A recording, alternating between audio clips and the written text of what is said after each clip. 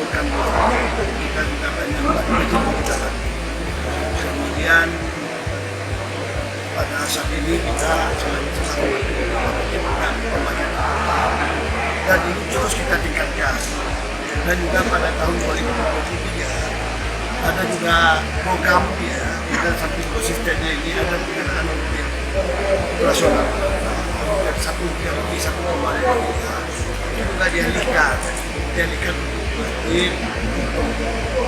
ya jalan kalau ada yang ini semua dana itu kami di sana. Dan saya sangat concern terhadap